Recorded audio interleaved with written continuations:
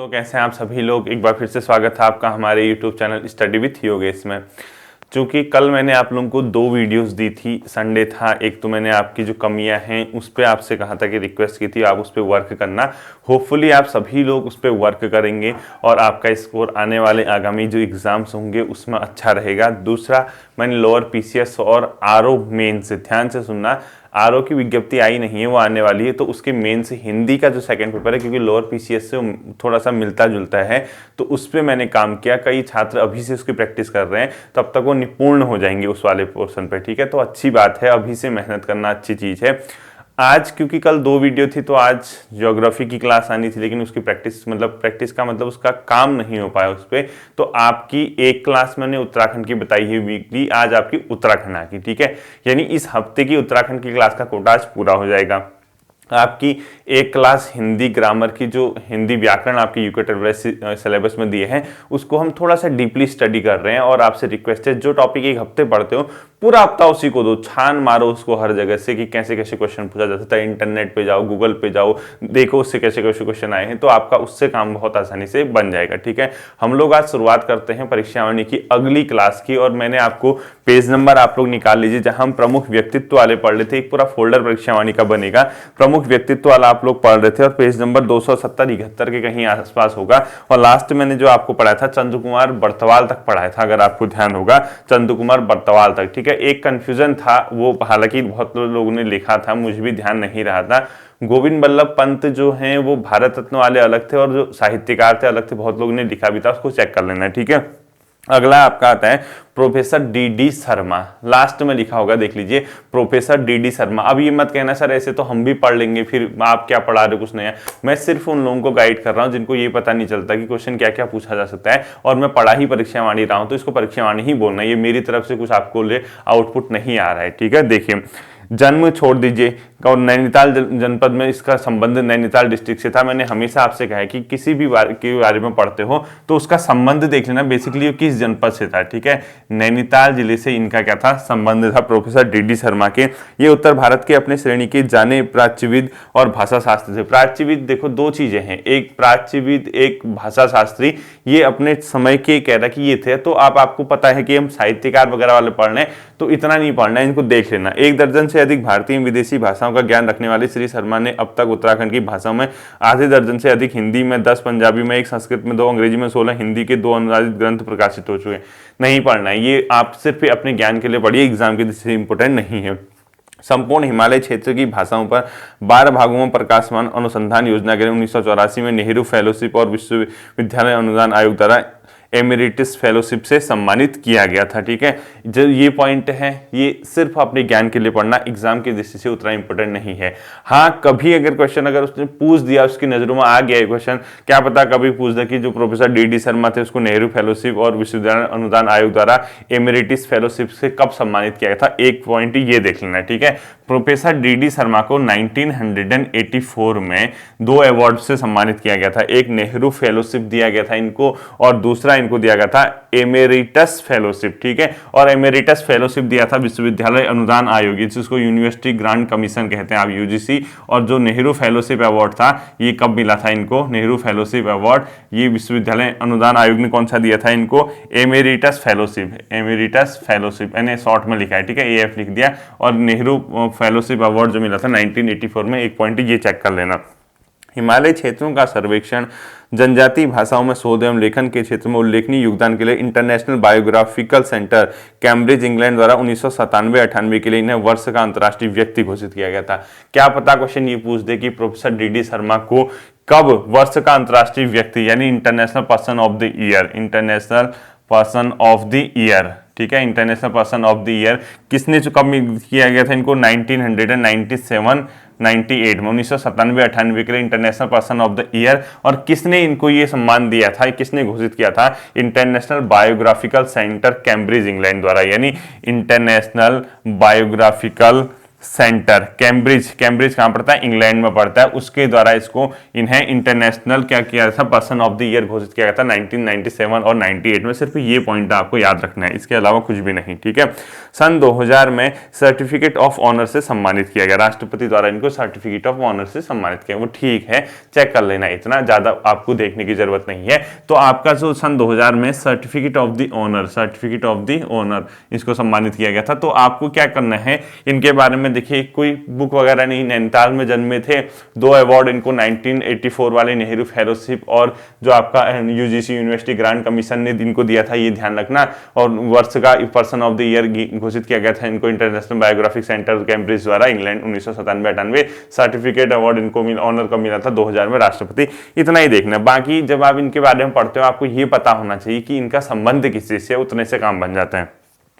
मोहनलाल बाबुलकर, ठीक है, उच्च कोटि के आंचलिक साहित्यकार, आंचलिक मतलब आंचल मतलब एक पर्टिकुलर क्षेत्र का, देखना इनका नाम मोहनलाल बाबुलकर का जो संबंध है, मोहनलाल बाबुलकर, ठीक है, इनका जो संबंध है बाबुलकर, आप लोग देख लेना, ये आंचलिक साहित्यकार हैं।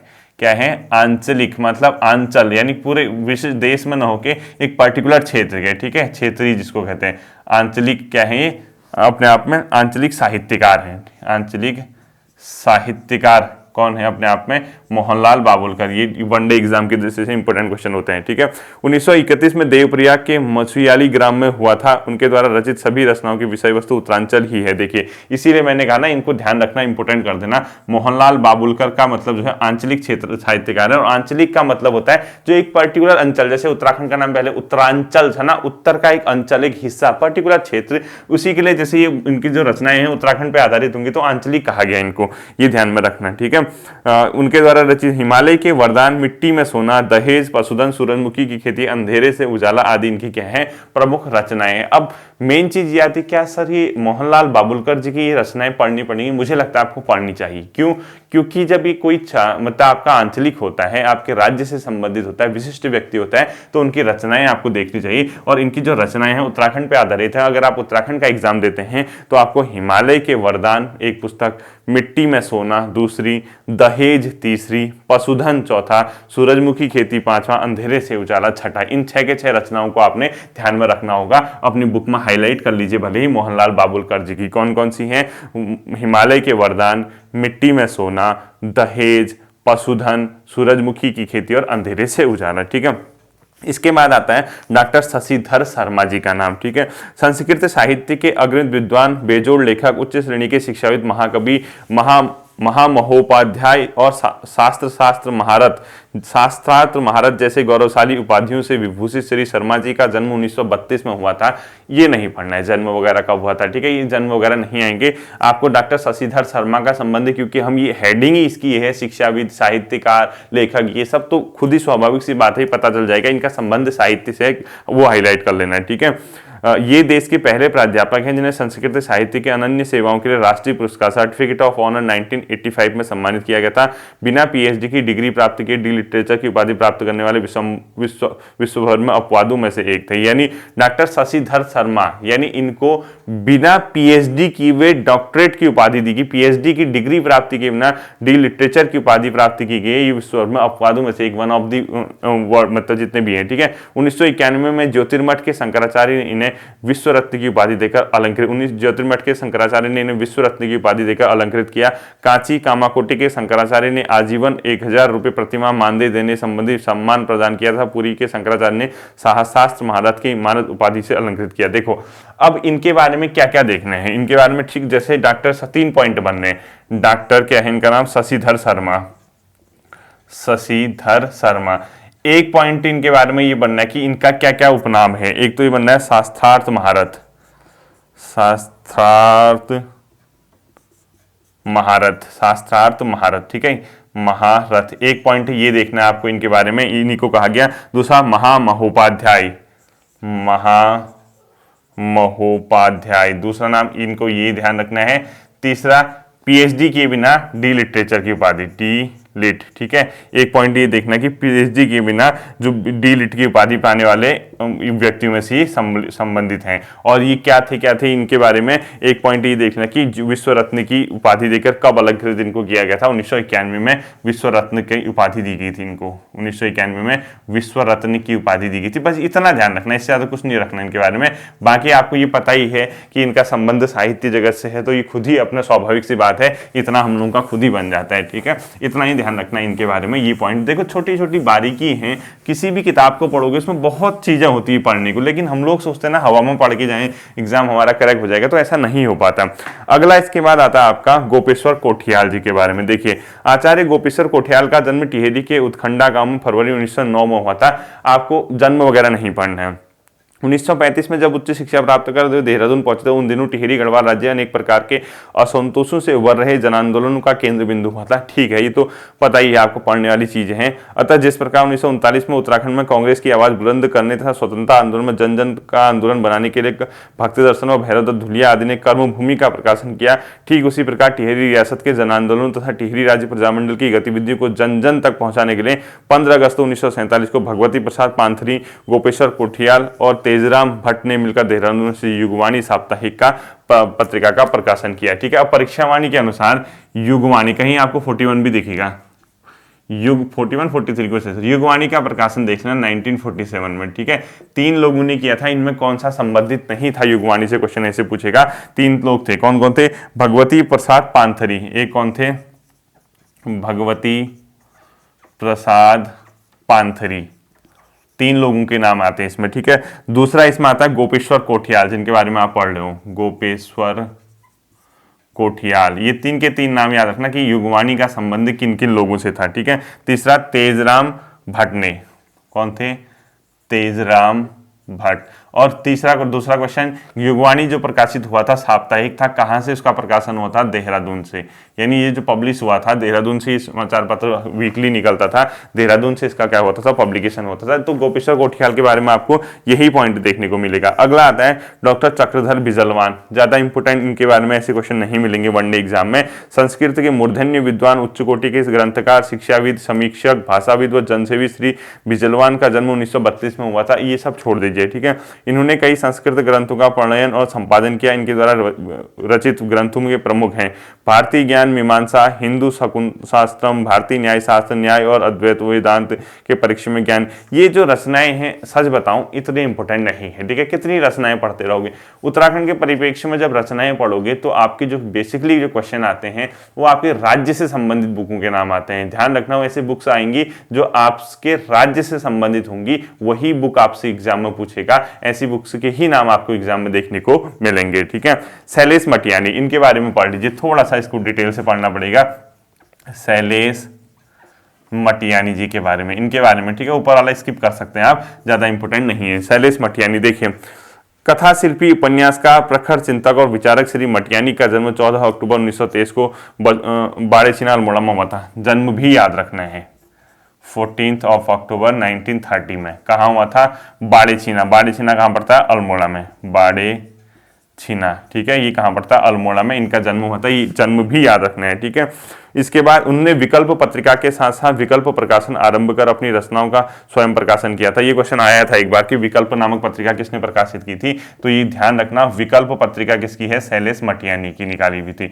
विकल्प पत्रिका किसके द्वारा निकाली गई थी? शैलेश मटियानी के द्वारा। ध्यान रखना इसको। ठीक है, इसके अलावा सांस्कृतिक पत्रिका जनपक्ष का भी संपादन एवं प्रकाशन किया। संपादन और प्रकाशन किया वो सब छोड़ दीजिए।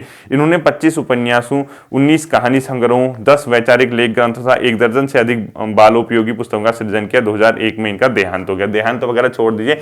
अब क्या करना है? शैलेश मटियानी के बारे में थोड़ा सा विकिपीडिया से आप लोग क्या कर लोगे? पढ़ लोगे शैलेश मटियानी के बारे में। इनके बारे में अगर कोई और इंफॉर्मेशन आपको मिलती है तो उसको देख लेना, क्योंकि ये क्षेत्रीय हैं और यहाँ से क्वेश्चन मतलब थोड़ा सा हाईलाइटेड भी है, क्योंकि इन्हीं के नाम पे आप लोग जानते हैं पुरस्कार भी मिलता है शिक्षकों को। तो ये ध्यान रखना, शैलेश मटियानी उत्कृष्ट पुरस्कार वगैरह कब से शुरू हुए, क्या हुए थे। अगला आता है हिमांशु जोशी, ख्याति प्राप्त साहित्यकार एवं पत्रकार श्री जोशी का उपन्यास, कहानी, कविता, जीवनी, संस्मरण, यात्रा वृत्तांत, नाटक और बाल साहित्य में अब तक लगभग इतनी पुस्तकें प्रकाशित। कितनी हुई, क्या हुई, पता नहीं करना है आपको। हिमांशु जोशी का संबंध देख लेना किससे है। हिमांशु जोशी, इनका संबंध पढ़ना कि किस चीज से संबंध, यानी साहित्यकार, उपन्यासकार वगैरह हैं, ये आपको ध्यान में रखना है, ठीक है। इसके अलावा 29 वर्ष तक साप्ताहिक हिंदुस्तान पत्र का प्रकाशन और संपादन किया, पत्रकारिता के लिए श्री गणेश शंकर विद्यार्थी पुरस्कार से सम्मानित। बाकी सब छोड़ दीजिए। हिमांशु जोशी का संबंध किस चीज से, आपको बेसिकली क्या देखना है, इस पॉइंट को देखना है। अगला आता है शिवानंद नौटियाल। हिंदी साहित्य के प्रसिद्ध लेखक शिवानंद नौटियाल का जन्म 18 जून 1936 को पौड़ी गढ़वाल जिले के कोठला ग्राम में हुआ था। ठीक है, शिवानंद नौटियाल जी पौड़ी के थे, और नौटियाल लोग बेसिकली आपको कहां मिलेंगे, टिहरी और पौड़ी जिले में ही देखने को मिलेंगे। ये एक साहित्यकार, समाज सुधारक एवं कुशल राजनीतिक के रूप में विख्यात थे। ये दिल्ली के टीचर रहे तथा दिल्ली में प्रकाशित सैलोदय पत्र के संपादन का भी कार्य किया और 1969 में विधानसभा के लिए चुने गए। तो शिवानंद नौटियाल कहीं ना कहीं विधानसभा में पहुंचे थे।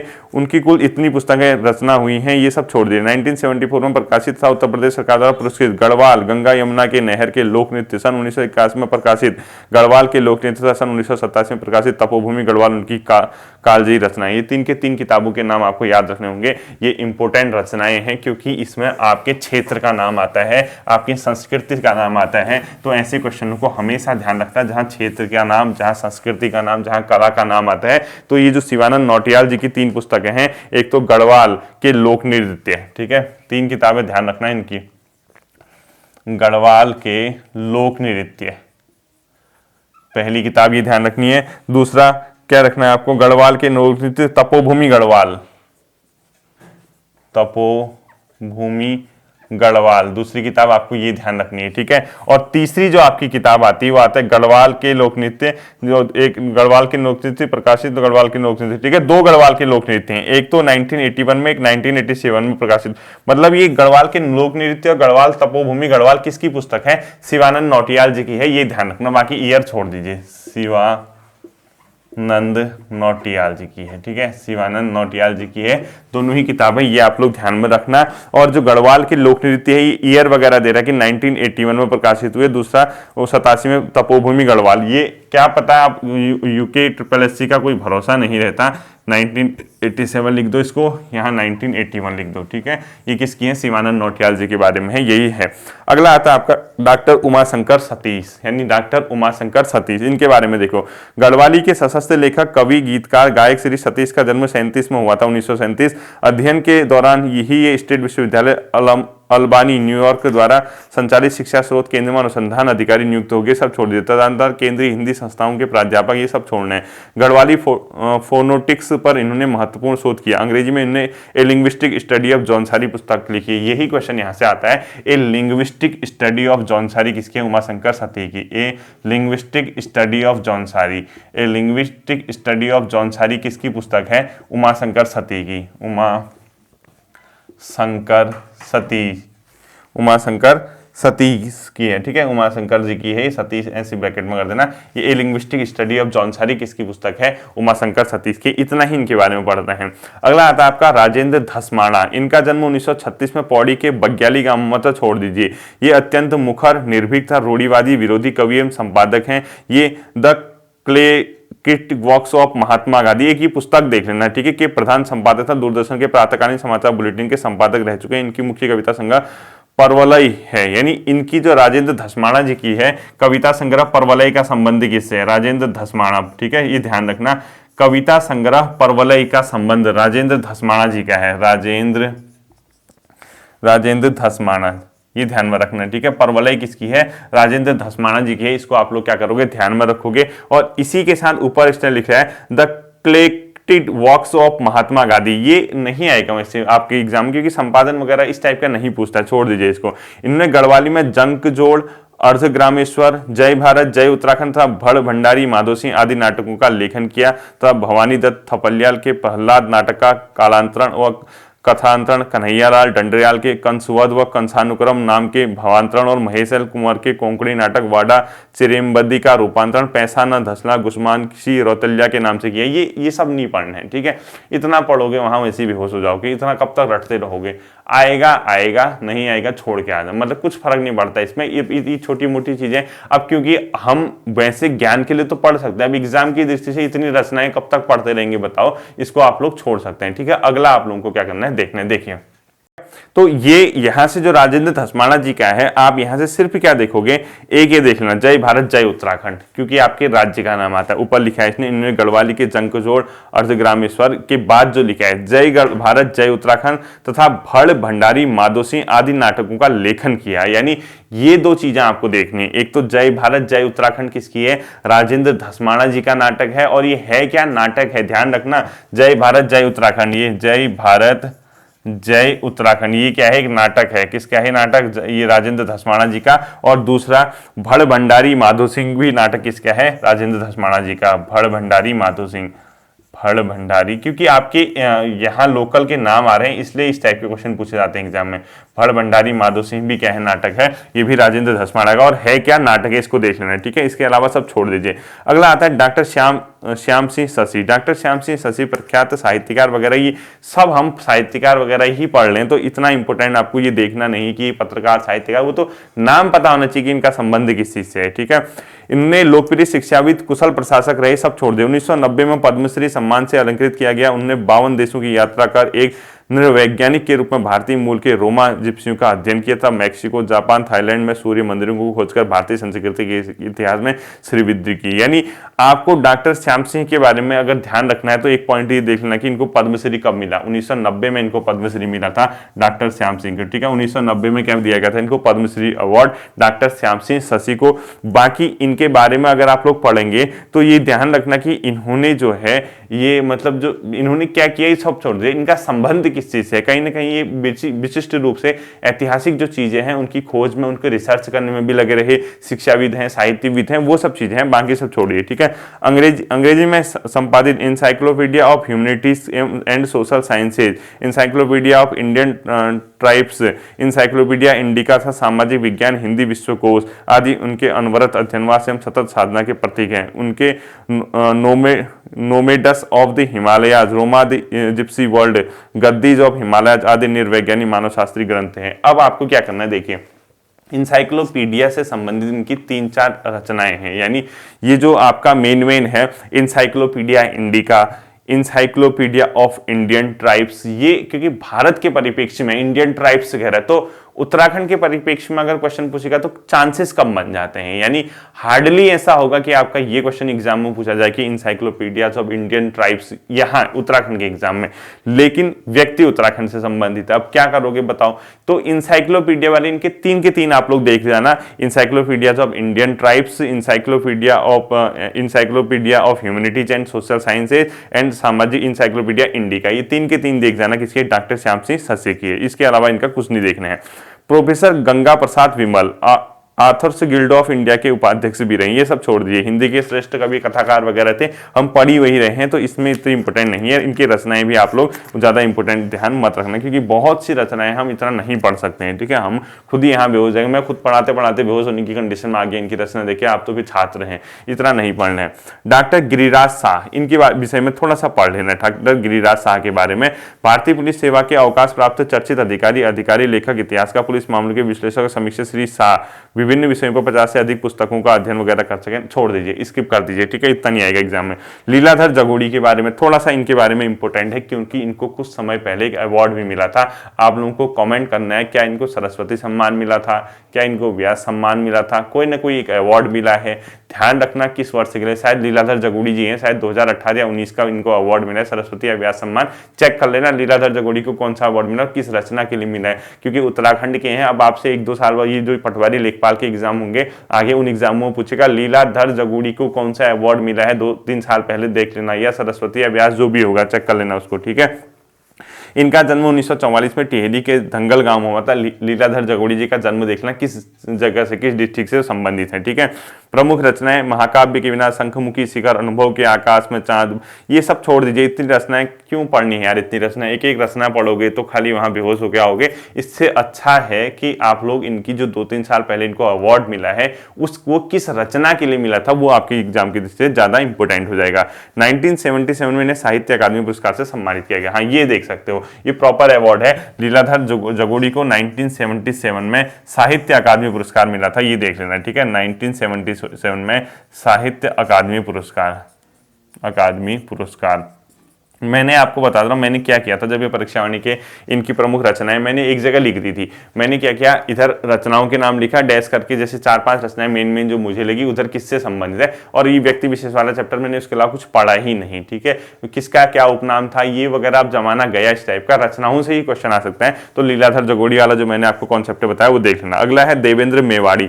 देवेंद्र मेवाड़ी जी के बारे में भी पढ़ना है आपको कि कौन थे, इसके अलावा कुछ नहीं पढ़ना है। ठीक है, विज्ञान संबंधी पुस्तकों के लोकप्रिय लेखक, संपादक, अनुवादक एवं अनुसंधान श्री मेवाड़ी जी का जन्म इतने में हुआ था, अध्ययन के बाद इतने से इतना भारतीय कृषि अनुसंधान संस्थान में कृषि अनुसंधान अधिकारी रहे। इनकी प्रमुख कृतियां इस प्रकार, भविष्य विज्ञान वगैरह ये नहीं पढ़ना है आपको। ठीक है, इतना किताब में सब छोड़ दीजिए, देवेंद्र मेवाड़ी जी विज्ञान से संबंधित है, इतना ध्यान रखना। अगला, उन्होंने पंतनगर कृषि विश्वविद्यालय द्वारा प्रकाशित कृषि मासिक किसान भारती तथा पंतनगर पत्रिका का संपादन किया और पीएनबी की ग्रह पत्रिका पीएनबी स्टाफ जर्नल के सह संपादक रहे। सब छोड़ दीजिए। अगला आता है आत्माराम फोंदड़ी कमल, सब छोड़ दीजिए, इनका कुछ इतना नहीं पढ़ना हमको, सिर्फ ये देखना कि इनका संबंध किस चीज से, रचनाएं वगैरह सब छोड़ दीजिए। प्रोफेसर केशव दत्त दोवानी, सब छोड़ दीजिए, इतना नहीं पढ़ना है, इतना पढ़ोगे वहां पागल हो जाओगे। ठीक है, व्यक्ति विशेष में ये परीक्षावाणी इतनी लेंदी है, क्या क्या पढ़ते रहोगे बताओ। हाँ, मंगलेश डबराल जी के बारे में आपको अच्छे से पढ़ना है। मंगलेश डबराल जी इंपॉर्टेंट है, मंगलेश डबराल जी के बारे में डिटेल से पढ़ना, रिक्वेस्ट है विकिपीडिया से। ठीक है,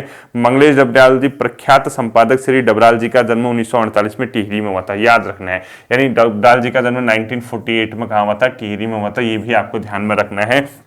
वे दिल्ली से निकलने वाले हिंदी पेट्रियट, प्रतिपक्ष और आसपास आदि पत्रों के संपादन के बाद भोपाल से निकलने वाले पूर्वाग्रह के संपादक रहे। सब छोड़ दीजिए संपादक वगैरह, इनके बारे में आपको मंगलेश डबराल, पहाड़ पर लालटेन वगैरह कुछ इस टाइप के नाम सुनेंगे आपने, आपसे रिक्वेस्ट है विकिपीडिया से इनके बारे में थोड़ा सा पढ़ लेना, इनके क्या क्या थे। ठीक है, अगला आता है आपका अजय सिंह रावत, ख्याति प्राप्त इतिहासविद, लेखक, पर्यावरण और वानिकी शोध के क्षेत्र में प्रसिद्ध हस्ताक्षर। श्री रावत का जन्म 1948 में हुआ था। ये कैम्ब्रिज विश्वविद्यालय के इतिहास विभाग में research supervisor, history of Indian forestry, man and forest है जिसकी समीक्षा जर्नल ऑफ, ये सब छोड़ दिए, इतना नहीं आता पेपर में। अगला आता है गिरीश तिवारी गिरदा, ये इंपॉर्टेंट है। गिरीश तिवारी गिरदा के बारे में आपको फिर से मैं रिक्वेस्ट कर रहा हूँ, ये भी आपको थोड़ा सा डिटेल में विकिपीडिया वगैरह से इसका सहारा ले लेना। मंगलेश डबराल, शैलेश मटियानी, गिरीश तिवारी गिरदा, गुमानी पंत, गोविंद बल्लभ पंत, इन सब के बारे में ही आपका पेपर में क्वेश्चन जनरली पूछा जाता है। तो जो गिरीश तिवारी गिरदा है इनके बारे में देखना, इनका जन्म 10 सितंबर 1945 को हुआ था, ये भी याद रखना है। ठीक है, गिरीश तिवारी गिरदा का जन्म कब हुआ था, 10 सितंबर 1945 को, ये ध्यान में रखना आप लोग। अल्मोड़ा के ज्योली गांव में हुआ था, इनका संबंध किस जनपद से है, अल्मोड़ा से है। इसके अलावा देख लीजिए, ये राज्य पृथकता, वन एवं शराब आंदोलन के जीवंत करने वाले जनकवि और लोक कलाकार, जनकवि थे, लोगों के कवि, लोक कलाकार, लोकल लेवल पर लिखते थे। गिरदा के गढ़वाल कुमाऊं की भौगोलिक सीमाएं कभी बात नहीं पाई। इन्होंने नगाड़े, खामोश और धनुष यज्ञ जैसे नाटकों की रचना की तथा कई नाटकों का निर्देशन भी किया। दोनों याद रखने, नगाड़े खामोश है क्या है, गिरीश तिवारी गिरदा का नाटक है। धनुष यज्ञ किसका नाटक है, गिरीश तिवारी गिरदा का। दोनों चीज आपको ध्यान में रखनी है। ठीक है, लोक गायक झुसिया दमाई पर उन्हें महत्वपूर्ण शोध प्रबंधन लिखा, ये भी पेपर में आया था एक बार कि इनमें से किसने लोक गायक झुसिया दमाई पर एक प्रकार से क्या लिखा था, उन्होंने मतलब निर्देशन किया था या उस पर महत्वपूर्ण शोध प्रबंधन किया था या लिखा, गिरीश तिवारी गिरदा, ये भी देखना है। ठीक है, जिनकी काफी ख्याति मिली। मोस्ट इंपोर्टेंट क्वेश्चन है, हमारी कविता के आखिर, शिखरों के स्वर, रंग डरी दियो हो अल्बेलियम, कुमाऊनी होली, इनकी प्रमुख रचनाएं। तो ये देख लेना ऊपर वाला कौन सी, हमारी कविता के आखिर, आखिर मतलब शब्दों होते हैं, पहाड़ी में बोलते हैं उसको, कुमाऊनी गढ़वाली में। ठीक है, शिखरों के स्वर, ये दोनों आपको देखना है, गढ़वाली किसके हैं, गिरीश तिवारी गिरदा के हैं। बाकी इन उत्तराखंड मेरी मातृभूमि, हम लड़ते रहे हो, भूलो आदि इनके प्रसिद्ध जनगीत हैं, ये सब छोड़ दीजिए। बाकी गिरीश तिवारी गिरदा के बारे में आपको इस थोड़ा सा विकिपीडिया से पढ़ना होगा। अगला आता है वीरेन डंगवाल, इस दुनिया में और दुष्यंत में सस्ता प्रकार 2004 में साहित्य अकादमी पुरस्कार से सम्मानित श्री डंगवाल के 2 कविता संकलन इसी दुनिया में और दुष्चक्र में स्रष्टा प्रकाशित हुई थी। मतलब ये जो वीरेन डंगवाल जी हैं, कब इनको 2004 में साहित्य अकादमी पुरस्कार मिला, ये देखना है आपको। ठीक है, रस्किन बॉन्ड बहुत इंपॉर्टेंट क्वेश्चन है, रस्किन बॉन्ड से आता है आपका, रूम ऑफ द रूफ इसने ही लिखी है। देश के सबसे बड़े बाल साहित्यकार इन्हीं को माना जाता है। हिमाचल प्रदेश के कसौली में हुआ था इनका जन्म, ये सब छोड़ दीजिए। लेकिन काफी दिनों में ये मसूरी में आ रहे और अंग्रेजी में लिखने वाले देश के सबसे बड़े बाल साहित्यकार के रूप में रस्किन बॉन्ड का यहाँ पे उद्भव हुआ। इनकी पहली पुस्तक रूम ऑफ द रूफ, ठीक है, ये बहुत इंपॉर्टेंट है। रस्किन बॉन्ड की पहली पुस्तक कौन सी है, रूम ऑफ द रूफ, ये आपको चेक करना होगा, ये नोट भी कर लेना। अभी तक इतनी प्रकाशित हो चुकी है, सब छोड़ दीजिए। 1999 में इन्हें पद्मश्री, 2012 में साहित्य अकादमी, 2014 में पद्म भूषण सम्मान से सम्मानित किया गया। उपन्यास, कहानी संग्रह, संस्मरण आदि लिख चुके हैं। ठीक है, तो ये अवार्ड तो आते ही आते हैं, खासकर रस्किन बॉन्ड थोड़ा से पर्सनैलिटी जो है थोड़ा मतलब यहाँ पे हिट हैं काफी ज्यादा, तो रस्किन बॉन्ड के बारे में ये पढ़ लेना आप लोग, ठीक है, कि इनको कब साहित्य अकादमी, कब पद्मश्री या कब पद्म भूषण सम्मान से सम्मानित किया गया। 1992 में इन्हें साहित्य अकादमी अवार्ड, 1999 में पद्मश्री तथा 2005 में गढ़वाल विश्वविद्यालय डॉक्टरेट की उपाधि। यानी रस्किन बॉन्ड की रूम ऑफ द रूफ के अलावा कब प्रकाशित हुई ये भी देखना है, 1955 में, ये भी प्रकाशित कब हुई ये भी चेक कर लेना। इसके अलावा आपको क्या करना है कि जो रस्किन बॉन्ड को अवार्ड्स मिले हैं वो कौन कौन है वो चेक कर लेना। अगला आता है आपका सत्य प्रसाद रतूड़ी जी। इनके बारे में जो क्वेश्चन आता है, सत्य प्रसाद रतूड़ी कर्मभूमि के बाद गढ़वाल के प्रतिनिधित्व करने वाला दूसरा पत्र था, यानी हिमाचल साप्ताहिक पत्र का प्रकाशन और संपादन शुरू किया। ये किसने निकाला था? हिमाचल पत्र सत्यप्रकाश रतूड़ी जी का। हिमाचल, जन्म वगैरह सब छोड़ दीजिए, ठीक है। हिमाचल किसके द्वारा निकाला गया? सत्यप्रसाद रतूड़ी जी का। इसके अलावा टिहरी राज्य के जन संघर्ष की स्वर्णिम गाथा, गढ़वाल गौरव गाथा और नरेंद्र हिंदुलौ आदि इनकी महत्वपूर्ण पुस्तक है। ये 3 के 3 जब मैं तैयारी कर रहा था मुझे रटे हुए थे, ठीक है। ये 3 के 3 किताबें आपको याद रखनी है। टिहरी राज्य के जन संघर्ष की स्वर्णिम गाथा, गढ़वाल गौरव गाथा और नरेंद्र हिंदुलौ, ये सबके सब किसके हैं? मोस्ट इंपोर्टेंट है, फिर सुनना। टिहरी राज्य के जनसंघर्ष की स्वर्णिम गाथा, गढ़वाल गौरव गाथा और नरेंद्र हिंदुलौ, 3 की 3 किसकी रचनाएं हैं अपने आप में? सत्यप्रसाद रतूड़ी की। अगला आता है मनोहर श्याम जोशी। ये तो मोस्ट इंपोर्टेंट है, हिंदी के अंदर भी क्वेश्चन आता है और आपको इनके जो है मेन रचनाओं के बारे में पढ़ना होगा, ठीक है। मनोहर श्याम जोशी का कसब और क्याप्पो और कसब उनके कुमाऊनी उपन्यास है, दोनों हिंदी के अंदर आते हैं। क्याप्पो और कसब लास्ट में लिखा है, देखो क्याप्पो और कसब उपन्यास किसके हैं? मनोहर श्याम जोशी के हैं। ये ध्यान में रखना, फिर से कह रहा हूं, ये पेपर में आता। मुंगेरी लाल के हसीन सपने भी मनोहर श्याम जोशी का पेपर में आता है। यानी कुरु कुरु स्वाहा भी आता है, ये मैंने हरक्यूलस की हैरानी, ये सब के सब हिंदी में आपको कराया था। मनोहर श्याम जोशी के सारे पढ़ना आप लोग, क्योंकि ये आपका हिंदी में भी है। मनोहर श्याम जोशी जी के बारे में जितने हैं आपकी हिंदी में भी इसको सिलेबस में दिया है, तो मनोहर श्याम जोशी की सारी रचनाएं आपको क्या करनी होगी? पढ़नी होगी। अगला आता है आपका शंभू प्रसाद बहुगुणा, उतना ज्यादा इंपोर्टेंट नहीं है, आप लोग इसको स्किप कर सकते हैं। अगला देखिए आप लोग, जो दुर्गाचरण काला, इसको दुर्गाचरण काला 1921 में जन्म हुआ था, ये सब छोड़ दीजिए। हाँ, इनकी लास्ट में कुछ चीजें देख रखी हैं, देखो मेमोयर्स ऑफ द राज कुमाऊं गढ़वाल में ब्रिटिश शासन के अध्ययन के लिए महत्वपूर्ण पुस्तक है। यानी इनकी जो रचना है ये सब छोड़ दीजिए। यहाँ जो लिखा है नीचे, जिम कॉर्बेट ऑफ कुमाऊं, हलसन साहिब ऑफ गढ़वाल, उनकी प्रसिद्ध रचनाएं, मोस्ट इंपोर्टेंट है। जिम कॉर्बेट ऑफ कुमाऊं, हलसन साहिब ऑफ गढ़वाल, इनकी प्रसिद्ध रचनाएं, किताब आती है पेपर में, किसके द्वारा लिखी गई? दुर्गाचरण काला के द्वारा लिखी गई हैं। और ये ध्यान रखना, इसमें किसकी मतलब किसके बारे में बताया गया? मशहूर शिकारी और उद्यमी फ्रेडरिक विल्सन की जीवनी है। हलसन साहिब ऑफ गढ़वाल में किसकी जीवनी है करके भी क्वेश्चन पूछा जाता है। ये जो आपका हलसन साहिब ऑफ गढ़वाल है, मशहूर शिकारी और जो आपका उद्यमी फ्रेडरिक विल्सन के बारे में इसमें बताया गया है। अगला है सुरेंद्र सिंह पांगती, इनका सिर्फ आप याद रखना, उत्तराखंड कितना सच और कितना छल इनकी पुस्तक है। सुरेंद्र सिंह पांगती, इसके अलावा कुछ नहीं पढ़ना है। उत्तराखंड कितना सच और कितना छल इनकी पुस्तक है, इसके अलावा कुछ नहीं पढ़ना है। अगला आता है गोविंद चातक, लास्ट है आपका ये गोविंद चातक, ठीक है। गोविंद चातक के बारे में सिर्फ किताबों को देखना, एक देखना आप केकड़े, कालामुंह, दूर का आकाश, बांसुरी बजती रही, लोक संस्कृति का संदर्भ, मध्य हिमालय, मध्य पहाड़ी भाषा का शास्त्रीय अध्ययन। यानी जब आप इस टाइप का मध्य हिमालय लोकल के बारे में पढ़ते हो तो इनकी रचनाओं के बारे में आपको आना चाहिए। गोविंद चातक जी की रचनाएं मैं आपको बता देता हूं, आप लोग क्या करना, उन्होंने गढ़वाली में अंगारा और रेबार जैसी पत्रिकाएं शुरू की। ये किसने शुरू की गढ़वाली में अंगारा और रेबार? गोविंद चातक। एक ये ध्यान रखना है। दूसरा केकड़े, कालामुंह, दूर का आकाश, बांसुरी बजती रही, ये 4 के 4 रचनाएं आपको इनकी ध्यान में रखनी है। और लास्ट मध्य पहाड़ी भाषा का शास्त्रीय अध्ययन भी इनकी रचना है, ठीक है। गोविंद चातक जी की रचना देखना, बाकी कुछ नहीं। और लास्ट इसने बलवंत मंडाल दिया है,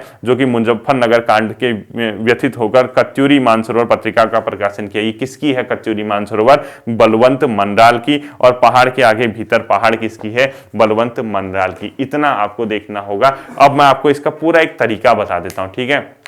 ज्यादा व्यथित होना, ज्यादा विचलित होने की इसमें कोई जरूरत नहीं है। मैं खुद इस चीज को एक्सेप्ट करता हूं कि अनावश्यक किताबें इतनी ज्यादा दी हैं, कोई भी विद्यार्थी, कोई भी छात्र परेशान हो सकता है, क्योंकि इतनी कोई भी याद नहीं कर सकता और व्यवहारिक भी नहीं है और सही भी नहीं है, क्योंकि हम इस पे इतना टाइम वेस्ट करें। आप एक काम करना, जैसे मैंने किया था वो कर लेना। आप अपने पास जो ये प्रमुख व्यक्तित्व वाला चैप्टर है, इससे आपके 2 फायदे होंगे। उत्तराखंड में किताबों के नाम तो आते ही हैं। आप एक काम करना, जैसे आपने यहाँ लिखा, आप इस साइड क्या कर देना, सारी रचनाएं लिखना एक आदमी की। जैसे किसी के बारे में लिख रहे हो आप, पहाड़ पे लालटेन, ये वो जो 5-6 रचना है, यहाँ जैसे आपने मंगलेश जबराल इस टाइप से लिख दिया, दूसरे की रचनाएं दूसरी, तो आपका ये आप इसको रटते रहोगे ना, आपको एक दिन ऐसा होगा कि पूरा याद हो जाएगा। आप उसको व्यक्ति के साथ लिंक करके मत पढ़ो। आप किताबों को इसमें सेपरेट निकाल दो, जो इंपोर्टेंट मैंने बताई हैं। यहाँ किताबों के नाम लिखो, यहाँ जैसे 5 किताबें आई डैश करके एक का नाम, 5 किताबें आई डैश करके दूसरे का नाम। तो इस प्रकार से आपको ये किताबें 2-3 बार पढ़ोगे तो वो एग्जाम में अगर पढ़ा होगा तो याद आ जाएगा। ठीक है, इस प्रकार से देखना। अब क्या करें, मजबूरी है, उतनी ज्यादा किताबों के नाम दे रखी है, पढ़ना भी संभव नहीं है। ठीक है, होपफुली जैसा भी था, मुझे खुद पता है कि मजा नहीं आया होगा, जैसा भी था, क्योंकि परीक्षा वाणी है, इसको पढ़ने का तरीका यही है, इसके अलावा कुछ भी नहीं है। कल आपके साथ अगली क्लास में डेप्थ वाली क्लास में मिलते हैं। अपना ध्यान रखिए। Thank you.